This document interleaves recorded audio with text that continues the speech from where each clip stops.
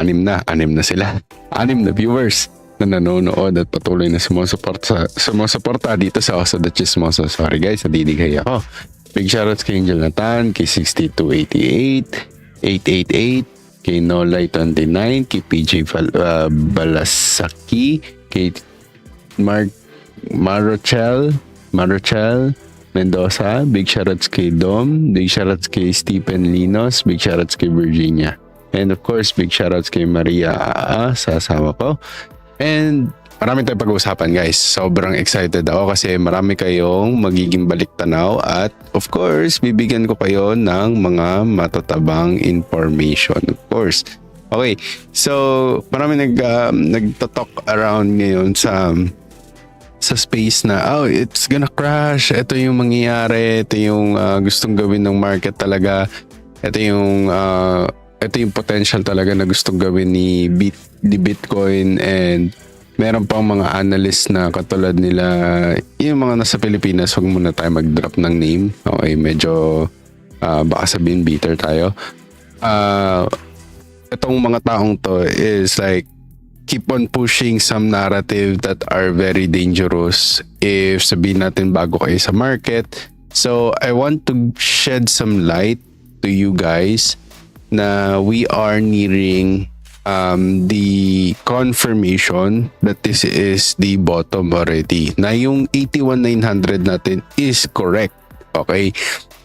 For Bitcoin, okay? I'm not saying this is for altcoins. I'm not saying for mainly for altcoins, but I have so much news about altcoins too. Okay?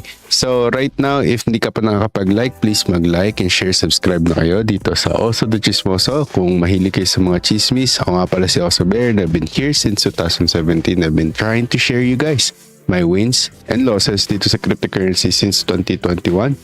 Sa YouTube, sa Facebook, sa TikTok, at kung san nyo pa man ako makikita. So meron na tayong 692 videos already na mas sugid kong i-share sa inyo yung mga kaalaman ko at yung mga natutuklasan kong chismis, especially pag live tayo kasi live kong nakikita yung mga chismis, i-share ko agad sa inyo. Okay, so today mainly our topic is 2008 crash, and also we'll be talking about the current possibility of that crash today. Okay, but hindi tayo para manakot, okay, kundi bigyan kayo ng idea at kayo magde-decide kung mauulit ba o hindi. Okay, yan yung mga magandang dito. So, bibigay ko rin yung sagot ko on the end of this video. So, please, mag-share kayo. Share nyo ako sa mga walls nyo. Big shoutouts kay Sinubunan. Ay, kamusta papa mo? Sinubunan. Yan. So, yan. Siya ba yan? Hindi pala siya. Ay, ano pala yan? Si Dax. O, ikaw din yun. Paiba-iba kasi pangalan nito mga to eh. Yan. Anyways. So, big shoutouts. Okay, so yan. Okay, so ito na sabihin ko sa inyo. We will watch this first. Okay, but before we do, okay, yung mga shadow banks natin are creating a new potential bubble. Okay, pero maraming sasabi dito at mga nakakaalam ng fundamentals natin dito na sabihin, ay hindi, seryoso, hindi na sila pwedeng kumirate ng bubble kasi noong 2008 pinagbawal na sila after nung nangyari sa 2008 crash. Okay, so mamaya malalaman natin kasi halos, hindi ko sasabihin lahat binasa ko, halos lahat binasa ko yung portion ng Genius Act with the help of AI of course, and ipapakita ko din sa inyo yung generate ni AI for me.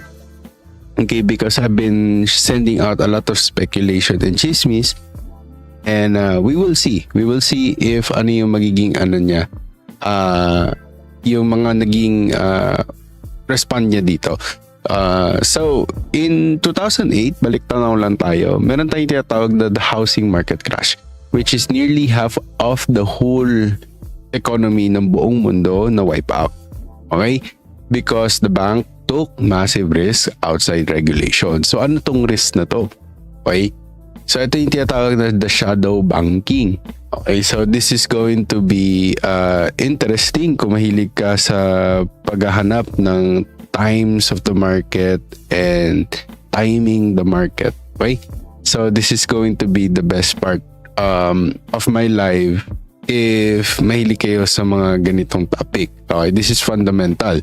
Okay, so the government, okay, nagpasa sila ng tinatawag na, ito yung sinasabi ng mga fundamentalists or mahilig sa fundamental. Sabihin natin si JB, sasabihin niya sa akin, hindi na pwede yun, hindi na pwede maulit yun.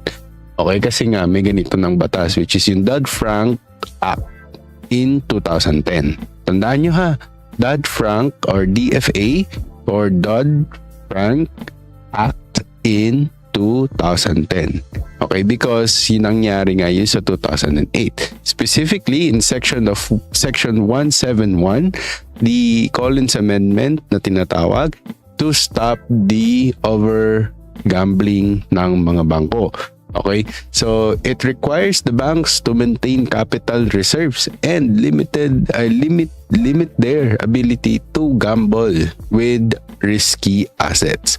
So let's watch this first before we proceed to our topic, or I mean further deeper topics about this and bakit to related to crypto and what they are doing. So, 'di ba sinabi ko kahapon sa Meraki, banks are already officially here and they are going to do something good or bad. Okay, so let's watch this first so that lahat makaka-catch up. Okay, so 3-minute explanation of 2008 crash explained in 3 minutes, okay? One of the tools that the Fed has at its disposal to control the economy is the interest rate. When the economy is rising too fast, the government intervenes and raises interest rates to stop the flow of capital into the market so that the economy doesn't turn into a bubble. Because high interest rates means borrowing money becomes expensive, which means less people would borrow money, which will result in less spending. And vice versa. That's known as monetary policy. So back in 2000s, when the dot-com bubble burst, the stock market lost almost $5 trillion of market cap. The economy was in a recession, so the Fed lowered interest rates from around 3% to 2.5%, then to 2%, all the way down to as little as over 1% to encourage everyone to borrow money and spend in order to get back the economy on its knees. And it worked. By 2003, the economy began recovering. By 2006, the stock market reached its pre-dot-com crash levels. But low interest rates means low rate of return on government bonds and interest on fixed deposits. It no longer made sense for investors to buy government bonds or keep their pile of cash in the banks, since inflation would slowly eat it away, especially when a few years ago they made unbelievable returns during the dot-com bubble. The S&P 500 rose by over 400% from 1995 to 2000s. So investors were looking for a new opportunity, a safe and rising investment to throw their money at, and real estate seemed like a great idea. But investors don't have the time to deal with individual buyers, so financial institutions came up with a brilliant idea. Since interest rates were so low, everyone was buying a house. So financial institutions would take these mortgages, bundle them together, and sell them to investors in forms of shares. These investments proved to be really great, but banks ran out of financially responsible people to loan.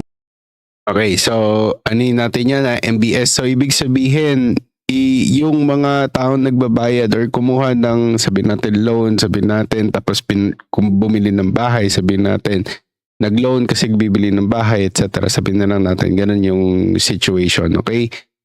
Ang nangyari, okay, itong bank, okay, ginawa nilang into MBS. Pinagsama-sama nila tong mga to so that they can create this.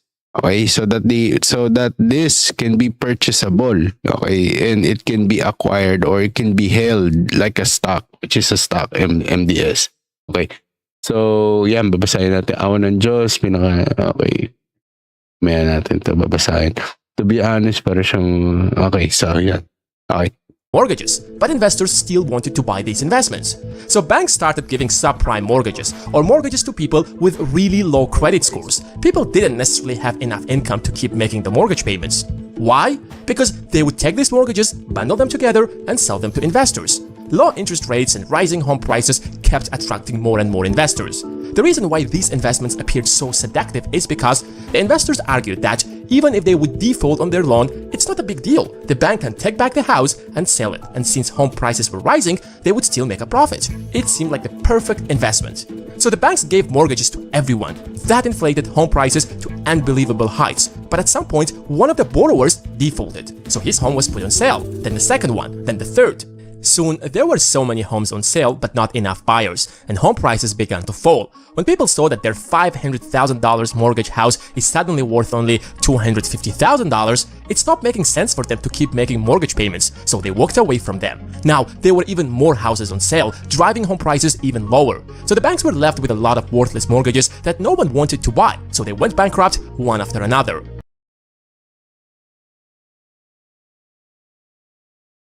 Okay, so nagigets nyo. Okay, so ayoko na masyado mag-deep dive doon. Okay, kasi gusto ko ibigay lang sa inyo yung fast track. Okay, so that we can move to doon sa real agenda natin. Okay, so in short, okay, sabihin na lang natin ganito. Meron akong kamatis, bulok na mga kamatis, sabihin natin. Okay, or sabihin natin kamatis na lang. Huwag mo na sabihin bulok. Okay, sabihin mga kamatis ako. Then, ganito ang gagawin natin. Yung isang bulok na kamatis na yon, sabihin natin, ibebenta ko siya sa 10 tao. Okay? So, yung 10 tao na yon, bumili sila. Okay? Binili nila yung kamatis na yun. Okay? Kaso, isa lang yun eh. So, 10 sila bumili, tinatry nilang bumili sila. Ang mangyayari is, wala akong maibibigay na. Gets nyo? So, dito, sa part ng netong magiging agenda natin, magigets nyo later kung bakit ko sinabi yon. Okay? It does not relate so much on 2008, but it will. Okay? It will, and somehow it will. Okay? Pag nagets nyo pa lalo yung mga ginagawa na shadow bank ngayon. Okay? So, ito na. Ibibigay ko, big shoutouts kay Dom. Yan, big shoutouts. Okay. So, eto na. Yung sa Genius Act natin. Okay, wait lang. Pakita ko muna sa inyo to, ha. Ito. So, major US bank, okay, market capitalization. Okay, wait lang. Bubulol ako ngayon, ha. Experience significant volatility between 2007 and 2010. Okay, declining sharply during the crisis of 2008 and recovering 2009 and 2010. So Wells Fargo market cap was approximately 99 billion, 99.5 okay, billion in 2007, dropping slightly to 98 billion in 2008 before rebounding to 163 163.07 billion in 2010. It feels like they know something, okay, to the point na wala sila ni katiting na kahit na binili doon sa mga yon, or wala rin silang mortgages, wala silang masyadong realty, etc., or exposure doon sa mga MBS na yon. Okay, which is sila pa yung lalo nag-profit by 2010, when everyone is still suffering for 2 years. Hindi to yung parang punto ng cryptocurrency na parang 1 year lang bilang tayo 1 year recovery, 1 year recovery tapos 1 year sideways. Hindi, ito parang nag-bull run si Wells Fargo. So, ito yung point ko kung bakit natin to gusto pag-usapan, ha. Okay, kasi we want to see who are really making so much money even though when the market is in peril. Like lahat na majority or 90% ng mga nasa market is naka-down or etc. So, hindi ko sinasabi mag-invest tayo sa Wells Fargo or try natin gayahin yung ginagawa ni Wells Fargo. Hindi ganoon.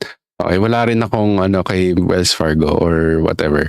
Okay, ang pinupunta ko dito is paano niya nagawa yun? Paano nangyari yun? Okay, so four largest US bank aggregated data, okay? The combined market capitalization of the top 4 US bank also followed a similar pattern. It was approximately 146.64 billion in 2007, fell to 117.68 billion in 2008. Okay, recovered 165.83 billion in 2010. Okay. So this is weird. Okay? Paano yun? Paano nangyayari yun? Paano nangyayari yan? Okay, so, anyways, I just want to show you that, okay? Kasi makikita din natin to in the super near future. If market crashes, may makikita tayong mga bangko na nagstay. May makikita tayong mga top players na nagstay even though what happened. Okay? And i-reveal ko sa inyo yung gagawin nila. Okay? Which is, ilalagay ko rin to sa document. Okay? Para sa mga nasa Meraki, makikita nyo yung play na to. Okay? Hindi pa to pinag-uusapan. Ang mga tao ngayon nandoon sa crazy part na hindi, yung market babagsak. Hindi market, maglalaro yan sa 69, 68, etc. Alam mo yan, nandun sila sa ganong topics. Okay? Hindi sila nandun sa topic na what are the potentials of this could play out as a good opportunity. When the market is already fearful and a lot of people are fear-mongering, fear-monger kayo, hindi, ganito mangyayari dyan, hindi, ito talaga yung mangyayari. Babagsak tayo, magkawala lahat, tapos babalik tayo sa 30K, etc. Diba? Na kahit simple, ikaw, may pinakasimpleng strategy sa technical analysis na alam mo na ang moving averages in a 1 week time frame, hindi basta-basta sinasagasaan. Okay? Na nakakailang times bago siya talaga magbiyak. Okay? So ito nga, nakailan muna to eh. Nakadalawa, nakatatlo. 1, 2, 3, tatlo bago nabiyak. Okay? At alam mo rin na it is acting as a support and resistance. There is a high probability that the market can retrace or prove it that it is just a fake breakdown. Then it just tried to get some liquidity. Then bago tayo makabalik. Okay? Then, what is the main reason for us to go back to 30K? Just because of one single event. Okay, the question is, are you willing to wipe the whole 50% of the whole economy, sabihin natin, para masabi din natin na ma-influensya natin si Bitcoin to crash to 30K? Diba? Kasi ang laking market cap niyan, okay? Malaking market cap yan. But let's move on to our next topic. Okay, so let's look at this. So the Genius Act, sabihin natin, balik muna tayo ang Genius Act. Ito si Genius Act, ito yung summary, ayun yung ano niya. So, the Genius Act, okay, nung pinasa to, nag-live ako, naggawa ako ng documents, and naisa katuparan na rin yung mga prediction ko ng January 1, 2024 at nung late 2023. So, ganun tayo ka-early sa prediction ng stablecoins. Okay? So, hindi to haka-haka. Nabasa to ni Kirk. Alam ko, nabasa to ni Kirk. Ito. So, big shoutouts kay Master Gray. Yan, big shoutouts sa inyo. Okay? Nabasa to ni Kirk yung mga stablecoins, etc. Yung mga document ko about this, etc. Like early, way early. Before 2005 pa. Before mag-bull run ng 2004. Na predict na natin to. But I want to share you a piece of my perception on this one. Okay, so here's a critical part. Okay, I want to talk about the critical part. The law explicitly states what? Okay, papunta tayo sa congress.gov. This is official. This is not edited. Okay, even though I try to refresh this is what it says. Okay. Under ng applicability of existing capital standards, okay, definition in this subparagraph, the term depository institution holding company has the meaning given that term under section 171 or 171A 3 of the Financial Stability Act. That's the title. Okay? Ayan. Then, isa pa, applicability of Financial Stability Act with respect of the promulgation of rules under subparagraph. Ba't sa utak ko, ang linaw-linaw doon. Pag babanggit kasi di ko mabanggit. And clauses Then and paragraph 4 ata 3 and 4 of this subparagraph, section 171 of the Financial Stability Act of 2010, okay, shall not apply. Okay, this is dangerous, okay? Financial Stability Act of 2010 shall not apply. So, this means, okay, ito ang meaning nun. Okay, ito ang meaning yan. Wait lang, kaso, hindi niya mabasa kasi naka-crop. Okay, so babalik tayo dun sa natin. Okay, para hindi siya naka-crop. So, tayo dun sa, yan. Ay, naka-crop pa rin. Yan. Wait lang, guys. Tingnan ko kung makikita niyo ito ng bayan.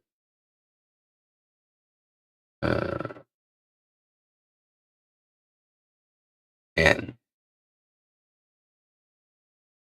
Ayan. Okay, nakita na ng konti ha. Ayan. Okay, basahin niya ha. AI summary to. So, this means, yun nga, tulad ng sinabi ko, yung Dodd-Frank safeguards or yung nagpo-protect sa atin. Yung kaisa-isang nagpo-protect sa atin para hindi sila mag-gambling at hindi sila tumalpak ng sobra-sobra. Okay? Magagawa na nila. Pero the question is, where? Okay, where? The banks can create stable coins. Okay? They can create and cover, okay? All of this, okay, will be under stable coins. Okay? So this means, again, ulitin natin, quote and unquote, okay? It means it shall not apply. Okay? Or shall not apply. Okay? It means si Dodd-Frank safeguard don't cover stable coins. Hindi niya kayang mag-hop in doon sa topic na yon or doon sa annex na yon. Okay? So banks can create stable coins, which they did and they are going to push more. Okay? Sony meron na. Binalita ko to sa inyo. Okay? Ano pa? Japan are trying to do a lot of experiment. Fujitsu is also like exposing themselves in layer 2. Okay, layer 2, which is to kumbaga interoperability. I'm not sure if they're gonna push more, but what I'm looking at is they might actually conceal that layer 2 in a stablecoin. Hindi ko alam kung paano nila gagawin yun. But all of our US top 4, sabihin na lang natin top 4 or top 10 banks in the US are now joining together, but mainly the top 4, sabi nga Citibank, JP Morgan, okay, mamaya makikita nyo, yung apat na yun are trying to experiment with the Genius Act that was passed recently. Okay, hindi ko alam kung still, but they might really push something really bizarre wherein lahat magugulat. Okay, but I will give you my speculation later. So, yung tulad nga sinabi ko, yung mga bangko natin, they will be able to create their own stable coins and run the same shadow banking scheme which they did in 2008. But on blockchain instead of mortgages. Okay? So, that's why, okay, the stable adoption exploded. This is the numbers. Okay, isipin nyo, noong 2023, okay, when we tried to recover from 2022, nakita natin na, oh, Terra Luna did this. Wow, okay, amazing, okay. Nagawa niya single-handedly Q4 hanggang 2022 ng Q1, okay, nagawa niya. So, we can consider Doc One is one of those genius, no, in finance, okay, and tech. Okay, fintech, sabi na financial tech. Okay, magaling siya. Okay, kaso hindi siya magaling para sa mga gustong nakawin yung idea na yon. Okay? So, maganda naman yung idea eh. Okay, maganda yung idea. Sadyang hindi natin siya na-backupan. Okay, so parang naging shadow banking nga din si Terra Luna. Okay, and funny to say, majority ng topic ng Genius Act when it is being discussed in Congress, puro Terra Luna. Dahil sa nakakatawa ngayon, talagang ipinakulong na nila si Doc Juan. Okay?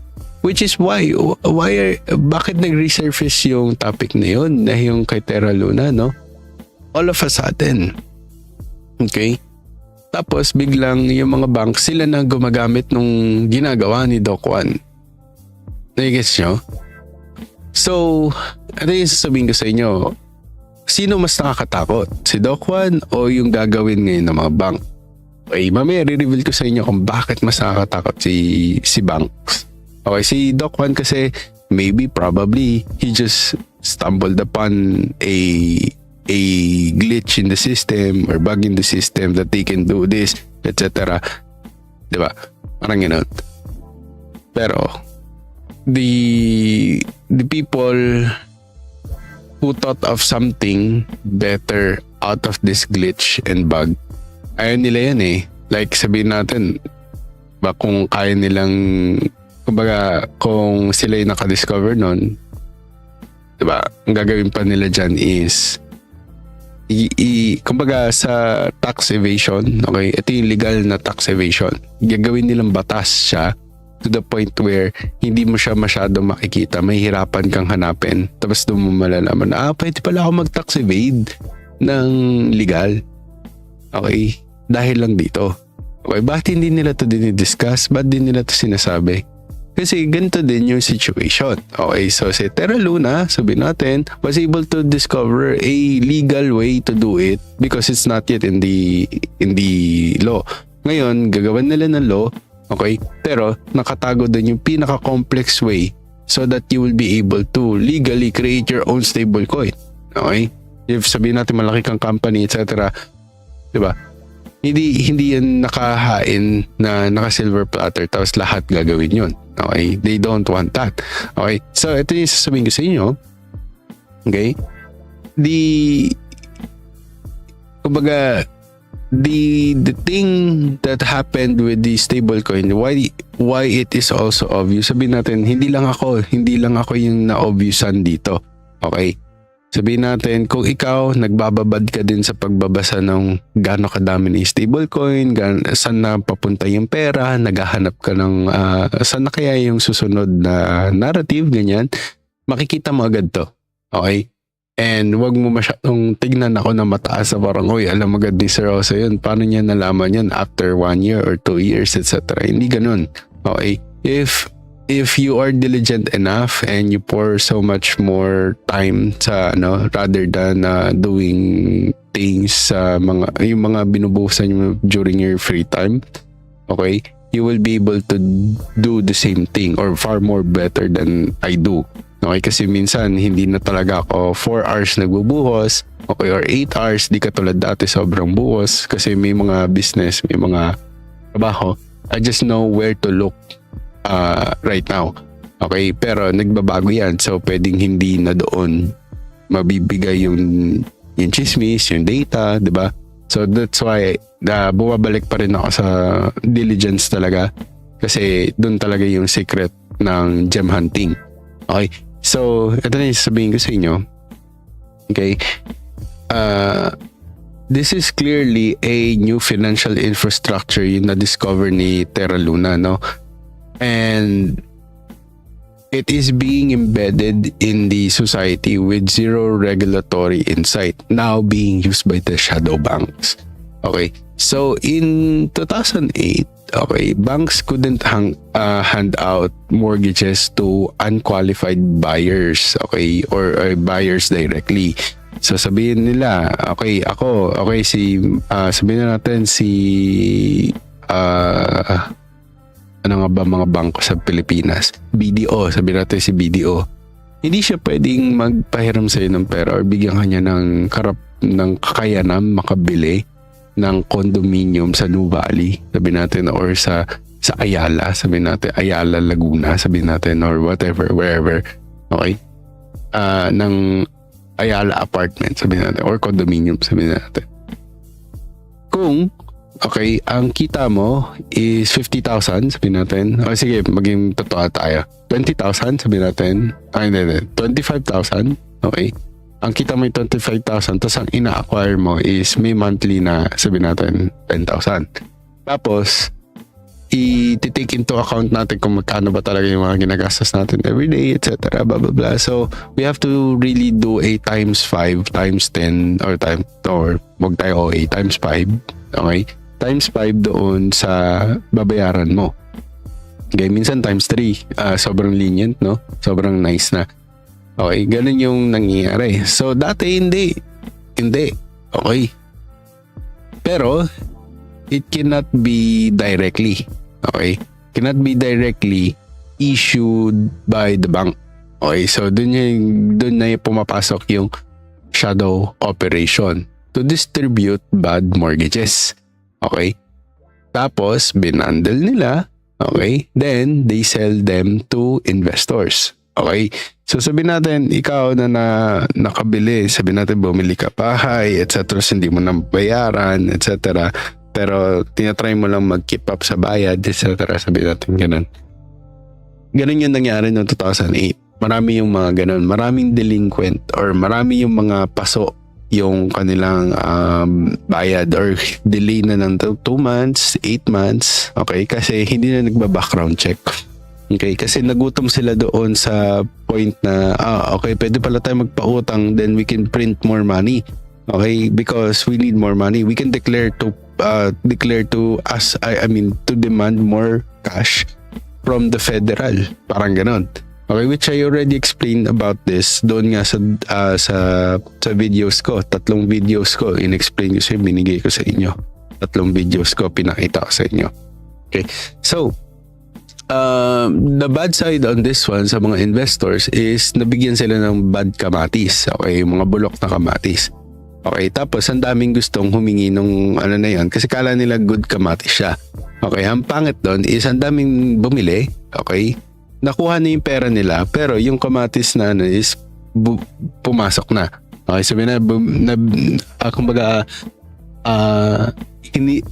sa itong problema kasi sa dating sistema, 'di ba? Hindi katulad ngayon mabilis, snap of our finger. That's why there is a demand in that kind of system.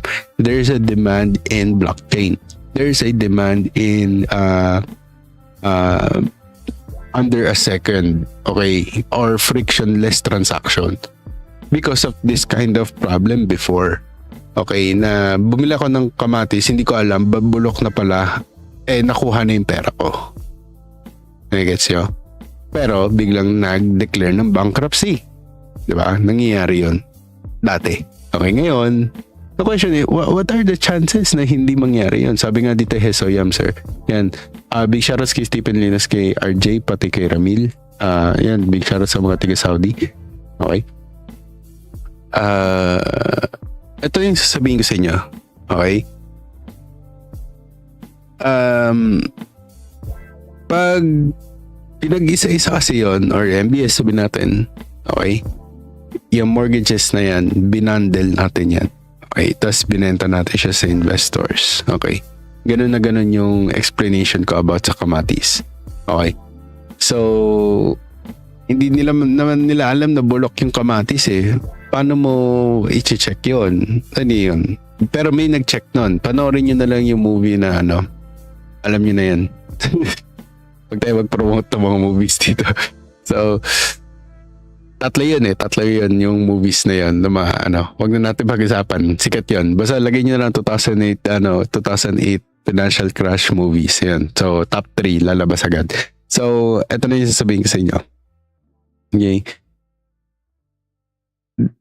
Di mo alam agad nabulok yung kamatis.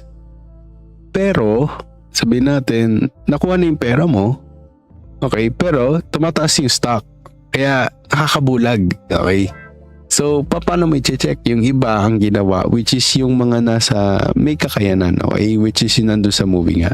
chinek nila yung isa-isa yung mga tao doon sa lugar na yon na naka-tie up dito sa MBS na to, which is yung stock. Sabi natin. So yung stock na yun, undeclared is dito sa lugar ng sabi natin Tennessee, sabi natin sa Tennessee, or sabi natin sa Laguna. Okay. The Big Short. Ayan, kayo na magbanggit para hindi ako yung magbabanggit. Type lang kayo, babasahin ko na lang.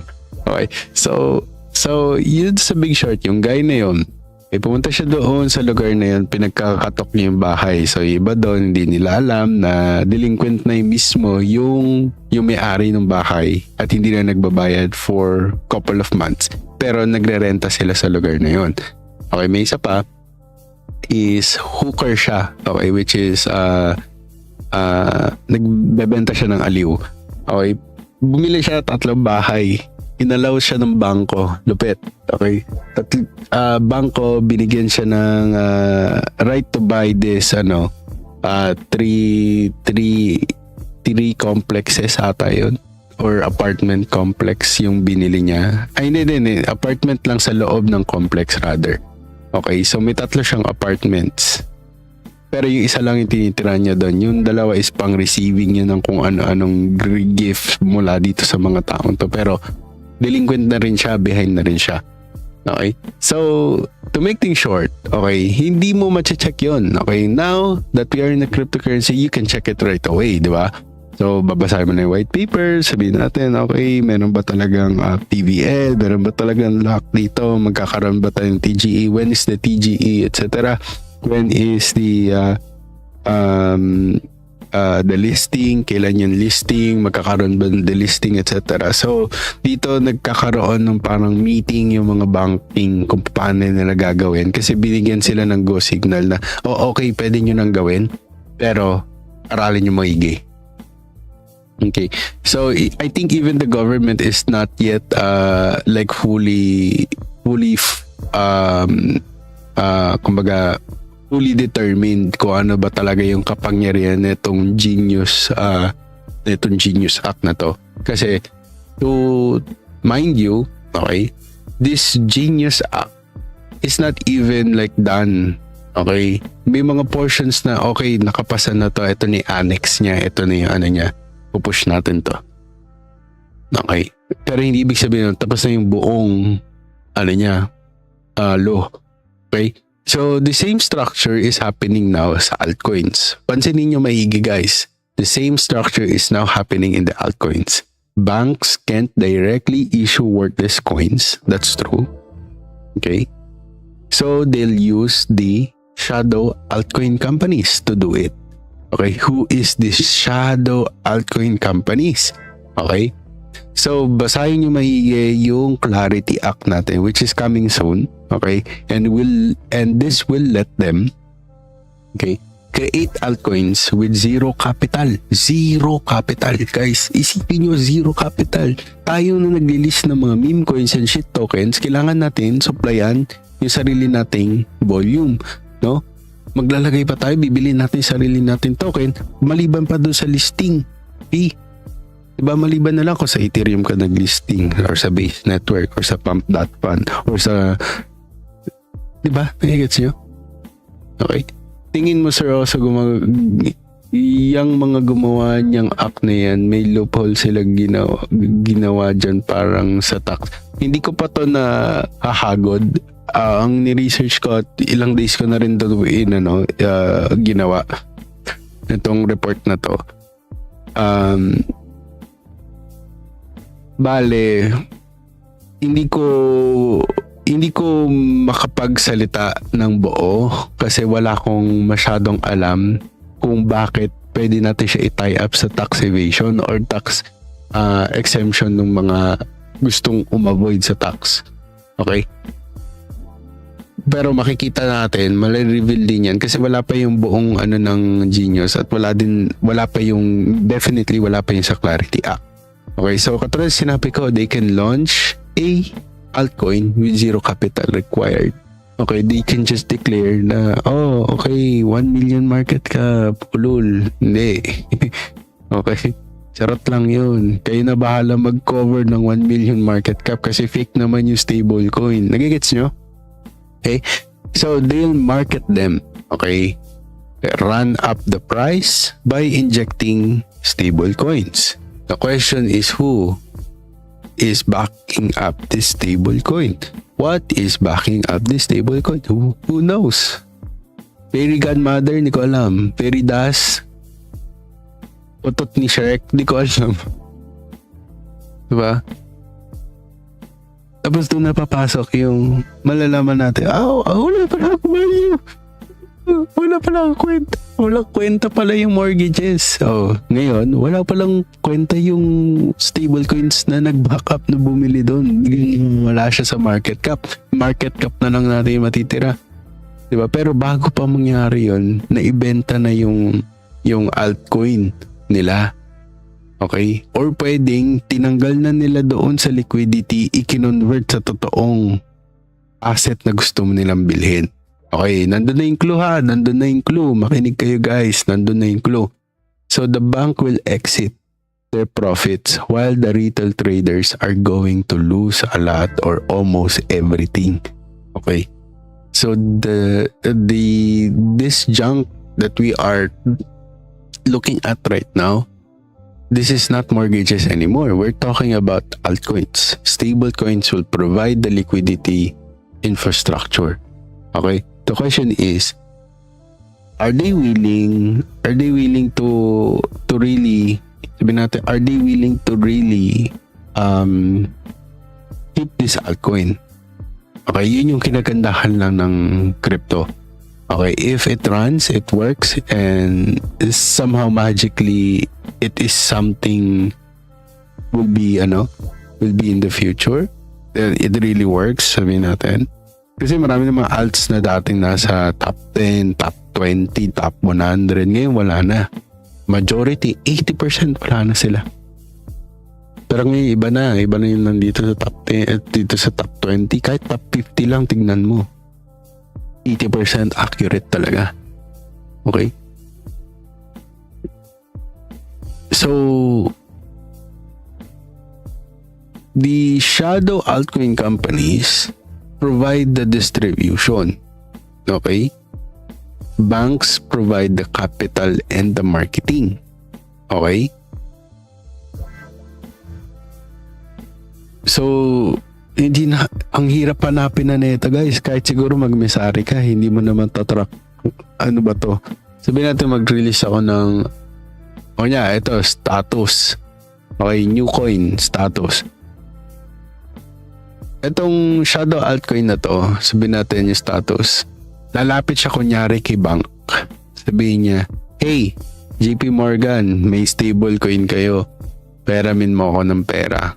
Ilo-launch ko tong token na to. Ito yung project.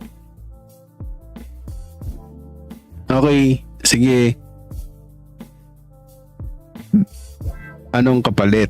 Sabi niya, massive supply nung status. Pero wala nang luck. Pwede yun mangyari. Okay, pwede yun ibigay sa kanila. Pero dahil sobrang galing ng AI ngayon, gagawa yun ng maraming wallet. Sobrang dami.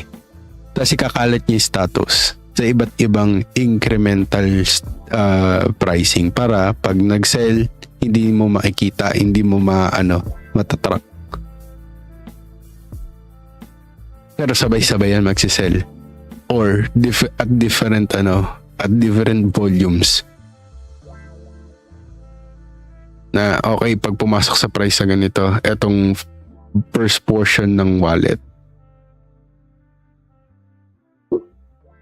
Pero mga tigaan na lang yung $500, $100, $200. Diba? Ganun na rin ginagawa ni BlackRock ngayon. Pansin niyo yun? Ang dami niyang wallet, pero nauuwi lang din sa isa. Okay. So, nandun na yung system nandun na yung structure, nandun na yung yung testing. It works. Okay, ngayon, they have to do this speculation ko lang. Okay, it's not a financial advice. There's no truth about this. Okay, I'm just like giving you the potential scenario here. Okay, ulitin ko. The shadow altcoin companies will provide the distribution. Okay?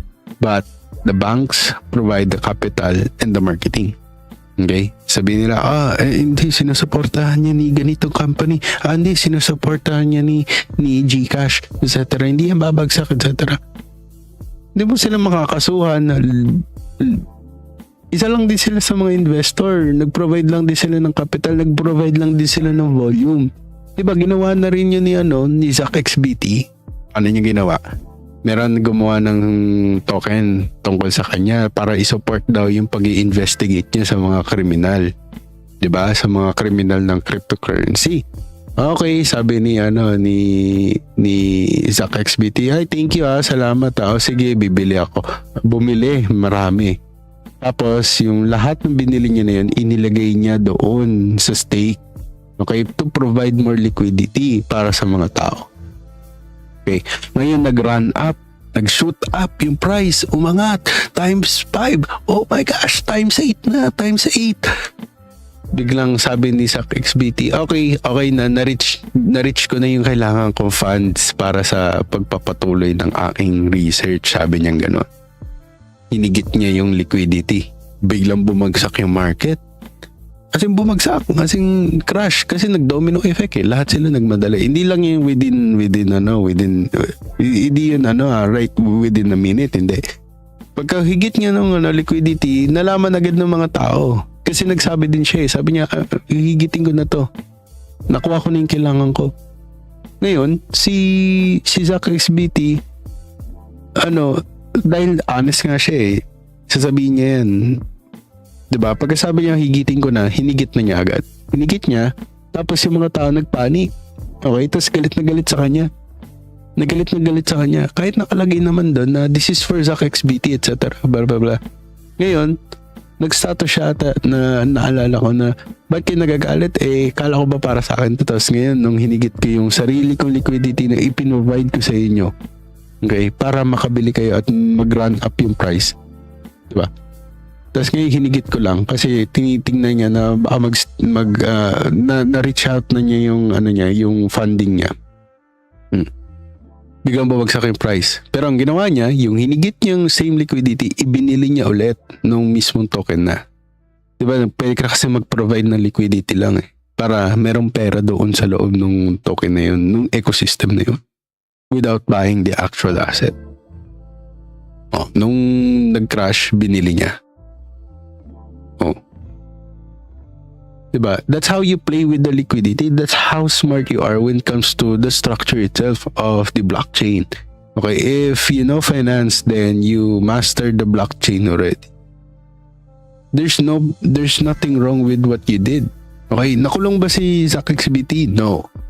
Did he play the rules? Yes, definitely. And the banks are about to do the same thing. That's gonna be very clear. Okay, and that's gonna be the very same playbook that they are about to do. Okay. So, if this is on crypto, sabi natin, okay, here's what I am thinking. Okay, there is no chance for us to really crash the market. Okay, and the reason why I really think that is not gonna be the thing is it's gonna for us to crash to 36 or even 30k. Okay, it means that they have done everything already. Okay, mali ako na hindi pa lang nila gagawin. Na we are in this system of pinapaisip nila sa akin na ngayon ko palang gagawin. Pero hindi, matagal na pala nilang ginawa. Nung 2023 pa lang, simula nung nakita nila kay Doc One yun, okay, gawin natin. Na lahat ng tong liquidity na buong 2023 hanggang itong 2025 is fake liquidity, fake stable coins na pinambili ng Bitcoin. Na printed out of nowhere, out of air. Then pwede nilang higitin, i-pull yung plug. Pero doon ko din naisip na no, I don't think that they will. Kasi it is also saying na parang, are you saying that they're gonna do it on gold as well? Diba? Fake naman din yung dollar Wala naman na nagbaback up dyan Pero umaangat yung gold. May binibili natin yung gold, binibili ng yung gold. Unless hindi. Unless nagsisinungaling tayo na nagsisinungaling yung government na hindi lang US we're talking about different countries who's buying minerals or precious minerals. Sabi natin sinungaling yung China, sinungaling yung Russia. No, they cannot lie about that. They are like so crazy about gold. They want to buy gold because this is the proper standard, kumbaga, to really secure your country's economy, to back it up kung ano man yung currency na yun. Hindi ka tulad ng US, di ba? Hindi mo alam kung ano yung nagbaback up. Secrecy, state secret, trust, wars, military, hindi ko alam. Kaya mag-isip, guys. Okay? So, hindi sapat na, Sir Osong, galing mo, nahulaan mo. Hindi nga sapat yun eh. Kahit nahulaan ko na ito yung narrative na magkakaroon ng explosion, yung narrative na diba? Ito, February pa to. Stablecoin trends. USDC minting and Solana. Diba? This one, stablecoin narrative. Diba? So, diba? January 2. De-dollarization gold. Diba? Hindi sapat na mahulaan mo. The question is, dapat alam natin yung gagawin nila. Dapat malaman na natin. Ngayon pa lang, mag-obsess na tayo sa gagawin nila. Imbes na obsessin natin yung magiging price ng market. Kasi their action will be the one that will print whatever the price it wants. Okay? Because they have the control already. They have the law to enable this. Tapos hindi nyo papakinggan, di ba? Sabihin natin kahit dito na lang ito volume, okay, nagre-reset na. Tingnan nyo, humina yung volume ng dumping. Okay? Sige, pwede natin sabihin na hindi, mag-extend pa yan kasi unlimited naman yan eh. Pwede. Okay? Pero it's safe to say as well to assume, because if the RSI stochastic nandito na, tapos humihina yung volume dito sa MACD, tapos nagda-nosedive, tapos tumitiklo, diba? Diba? So ako, hindi ko sinasabing walang crash na mangyayari. A crash can be only at least 74-70, pwede yun mangyari, no? Na dito, pwede yun mangyari. Okay? Na this is an impulse C. Okay? Or ABC lang talaga to. Diba? That can happen. Okay? ABC. Pero, to tell me na 36-38, okay, are you saying that the whole thing, that the MiCA, the Stablecoin Act, the Clarity Act, the Genius Act is going to be powder? Wala lang yun? Gumastos tayo ng bilyon-bilyon para lang sa mga acts na yan. Tapos mag-inject tayo ng maraming stablecoin para lang sa wala. Kung oo, baka dahil sa derivatives, pwede natin sabihin yun para mahugasan yung stablecoin, para maging totoo siya. Kasi ikakapitulate kayong mga nasa derivatives. Kaya delikado mag-derivatives. There's no turning back on that. Okay? And maybe that's the reason why hyper token or hype is losing its momentum. Okay? That it can drop at least below $30. No? Okay? Mahaba pa tong topic na to, guys. Okay? Gusto ko pa to i-talk doon sa deep state topic, pero nandun na tayo sa kahit yung Ponzi scheme, okay, Ponzi scheme na ginawa, or yung FIN 46 rule FIN 46, diba? So pag-usapan yun, pero mahaba to, guys. Okay, so for now, I wanna close it by telling you guys that I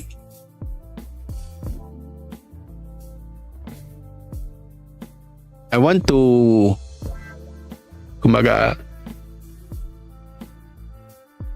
I want to put more I want to influence you guys to put more time on researching sa mga ganitong topics, kasi nandito na yung play Okay? The more you put yourself here, expose yourself here, the more you will have this you will gain more understanding kung ano yung magiging bukas. Kasi pag pinursue mo itong ganitong mga narrative, sabi natin, it is like a subtitle na, oy, I want to understand where the world wants to go, instead of like, I want to chase it so that I can make more money. Once you understand, everything follows, and you will have this full conviction rather than chasing it, then crossing your finger na sana kumita ako. Okay? So, I made a document about this. Tomorrow, I will release it sa mga nasa Meraki. Okay, tomorrow wala tayong live kasi may gagawin ako sa business natin. I hope I can share it to you guys, but yeah, hindi muna. I want to preserve the dopamine. XRP, 3 days na ako naka-short position. Bearish ako technical, pero nagkakamali rin naman ako. Yan, big shoutouts kay Albert Guevara. Awesome. Yan. So, again, guys, for me, I have no like definite price, okay? Unless I see a clear potential, sabi natin. Ito na talaga potential na to. Okay, sige. Paano kung basagin natin yung 98? Malaki yung chances na maniniwala pa rin kayo na hindi, babagsak to. Okay. Kasi you're so obsessed already with the topic of bearish ba bullish. Okay. Instead of like, I want to understand what the market wants to really do and where the market really wants to go. And I want to understand who's behind this price move. Because majority of the retail are not playing in spot already. They are in derivatives, in fast money. They are in the previous narrative that I told you. Ano yun? Gambling, diba? Or betting. Diba? So, ano yung sasabihin ko sa inyo?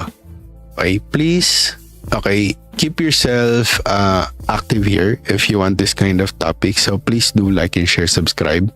Okay, I'm gonna share, idadaldal ko pa, okay, yung mga topics na ganito. Kahit sobrang haba, gusto ko lang may explain sa inyo kung bakit napaka-importante ng mga ganito so that you will be able to predetermine, okay, kung ano ba talagang gusto mong gawin, hindi kung ano yung gagawin ng market. Okay? Kasi once maging convicted ka, ito na talaga gusto ko, conviction talaga. Okay? Hindi ka na maalis dito sa market kahit mag-bear market to, sabihin natin, or mag-crypto winter. Kasi since we're in a bear market or we are on a downtrend, kahit sa 1 day or 1 week mo tignan, okay? We broke the trend, okay? If we're looking at July 2024, we really broke the trend. But yeah, tulad ng sinabi ko guys, chismis lang lahat ng yun. Kailangan nyo pa rin aralin, planuhin at kilusan nang sa gayon na lahat ng to ay ating makamtan. At syempre, stay awesome. Goodbye. Yan, big shoutout kay Stephen Linus Calci. Sir, nag-partner na sa CNN. Kaya ako yung Calci na yun. What? Ano doon sa poly market lang kayo, poly market. Okay, kasi magki-crypto ata sila. So, in-acquire na rin sila ng bangko. So, I'm not sure about that, okay? But it's coming. It's coming, okay? Sinabi ko na yan sa last topic natin. Okay, pinredict na natin. It's gonna come and it's gonna be one of the breaking bull market of 2026 that will prolong this market in a year of bull market, okay? It can happen, okay? Stay awesome, guys, and kita-kits.